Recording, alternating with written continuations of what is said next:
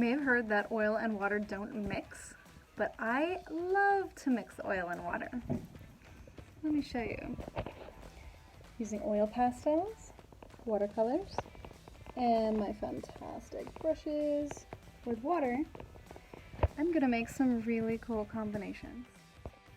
Using a white oil pastel, I'm drawing lines, just dash, dash, up, up, up, and then making teeny little Ys. They can just branch. You can kind of see it, but when I put the watercolor over it, using lots of water, very soupy, then I gently, gently brush. Now you can really see all that white oil pastel.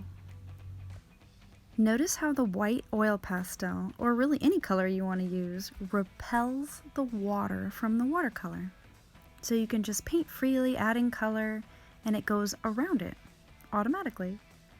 Here's some other paintings that I've made. These aspen trees, using white and gray oil pastel. And these cherry blossom trees, just with brown oil pastel and the rest watercolor. Makes it really fun. Here I did oil pastel for the branches and the birds and the little white flowers. Can you see the secret message? Let's decode it.